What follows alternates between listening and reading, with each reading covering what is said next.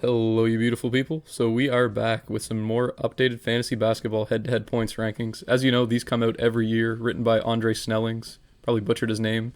And I just want to give you guys some heads up about trusting your whole opinion on who you're going to select for your fantasy draft based off of these rankings.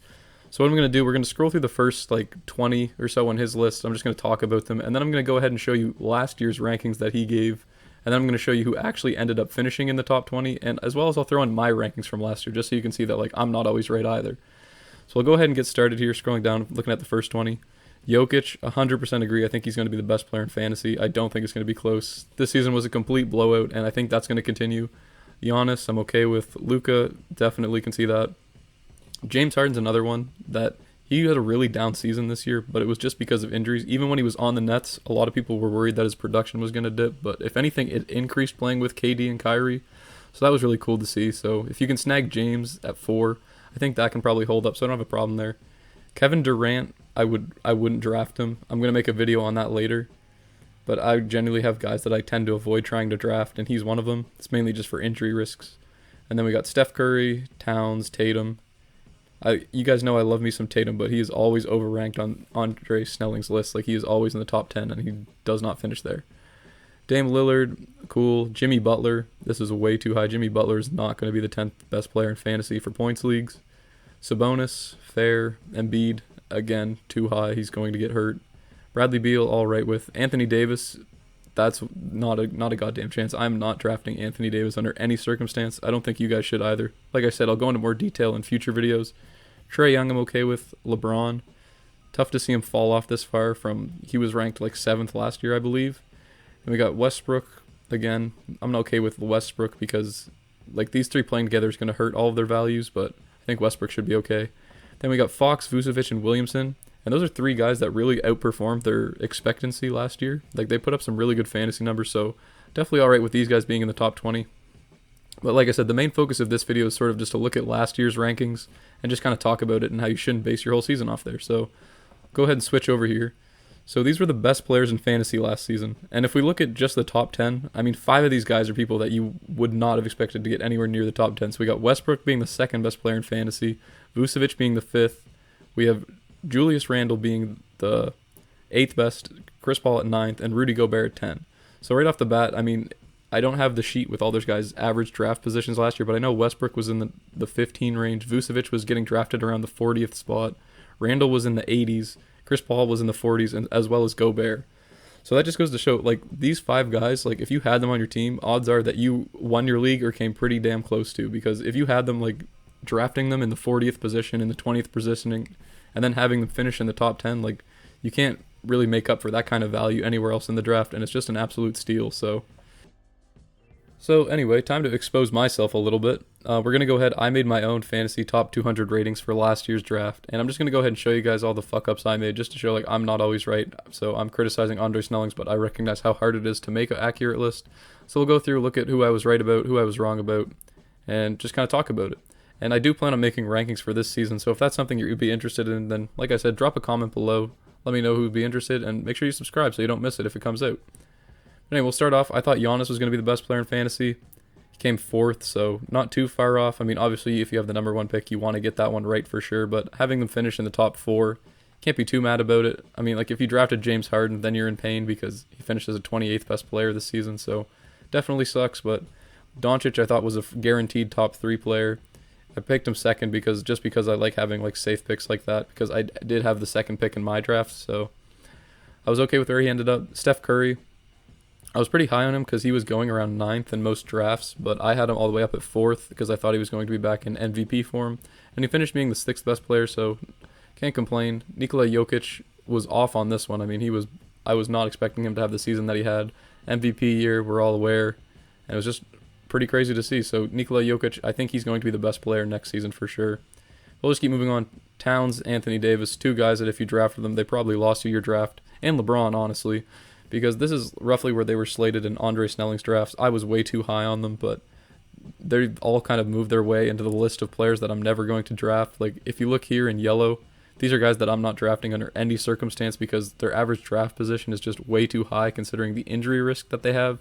So I think these three players, Anthony Davis, LeBron, and Karl Anthony Towns, will definitely be moving their way onto that list next season, and I would just avoid drafting them. But yeah, they all finished way too low for me to even care about ranking them. So I was just way off on these three, so whatever. But Damian Lillard, again, he's just a safe bet. I've had him as ninth. He came seventh. Bradley Beal, again, I thought he was a safe bet just because Washington literally had nobody, and they still don't really have. They have more solid pieces, but I'm still expecting Bradley Beal to average like 30 points a game, so should be a good option. Then Kevin Durant, obviously I have him in yellow because a player that I don't want to draft. He actually finished with less fantasy points in total than Joe Harris, so he wasn't even the second best player on the Nets. If you drafted him, you definitely lost your league unless you got insanely lucky and managed to flip him because he just was not productive for a fantasy team this year. Devin Booker, I was way too high on going into the draft. He finished 23rd, which isn't too bad, but I had him all the way up at 12th, so kind of a miss there. Ben Simmons, huge miss. Don't even got to talk about it. We're all aware. Limited offensively. Didn't have a great year in any capacity. DeAndre Ayton, I would just ignore because my custom points league had a different sort of settings before I made this channel, so rebounds were worth a lot. So him and Andre Drummond were way better than they would be in default leagues, so just ignore that. Trae Young was spot on. He finished 15th. Bam Adebayo I was really high on because his average draft position was around 28th. I had him all the way up at 16, and he even surpassed that at 13.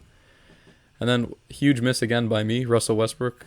Had him as 17th, and I did not want to draft him because of the injury risk, and he finished as the second best player in fantasy, so way off there. Kyrie Irving, didn't want to draft him, but he came 16th, fair enough. Pascal Siakam, really disappointing year. I would expect him to bounce back a little bit, but now that there can a lot of wing depth on Toronto, I'm not sure he's going to be a top 20 player. I think he probably will finish around 40th again, so just be aware of that when you're drafting. And then Jason Tatum, I did say that he was ranked too high, but he did finish 12th. But like I said, I just don't think he's a top 10 player like he's currently ranked. I think he is more of that like 12 to 15 range. And I just like when you're in your top 10, you want to be as precise as possible because those are the picks that really alter your fantasy season. Jimmy Butler, he's ranked 10th for this year, and this is why I don't really understand because he came 24th last year. The Heat have more options. There's going to be less shots for Jimmy. Don't get me wrong, he's a very consistent player, but I think he's going to struggle to crack the top 10. And that's why I don't know if I would consider drafting him if his ADP gets too high. But if you have around the 20th pick, then I think he's a safe bet. Then three guys I was not going to draft in any situation. Two of them had major injuries, missed a lot of time. And then Zion, I would definitely remove him from the list. He had like a full season under his belt, except for like a thumb injury at the end, which is whatever. Can't really account for that. So I think Zion's definitely going to be very high on people's draft boards this year, as on mine. So we'll see where he ranks in my rankings. But for now, he was pretty solid. Shai Gilgeous-Alexander, fuck the Thunder. We're not drafting anyone from there. Drummond, like I said, doesn't really matter. Hayward, again, big injury. Ingram was pretty close. Vucevic and Gobert, two guys that really sort of like altered fantasy seasons. I actually had Vucevic on my team. He was projected around the 40th pick. I had him all the way up at 29, but even then, like he was the 5th best player in fantasy for this year in terms of total points. So you got Vucevic, absolute steal. It's just something to be aware of. Like, you can't get obsessed with these big name guys like a LeBron or a KD because you think they're going to be good because they are better players than Vucevic, but you can't really replace consistency. Like they say, the best ability is availability. So Vucevic is definitely standout in that category, as well as Gobert really contributed in the blocks categories. Paul George, again, not drafting him. He was projected to get drafted around 25th. He was the 39th best player. Then we got a few. D'Angelo Russell, we don't even got to talk about it. I don't know what I was smoking, but he was absolute dog water this year. John Morant, Jamal Murray both got hurt. Donovan Mitchell was another guy that was going way too high. He was ranked about 26th in average draft position.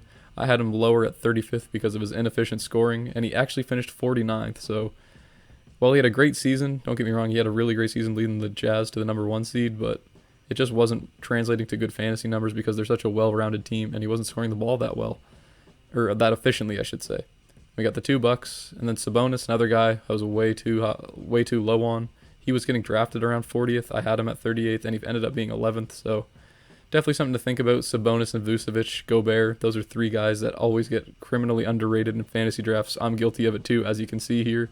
And it's just something to be aware of for next season, and I'll definitely think about it when I'm making my rankings. But yeah, that's going to do it for the video.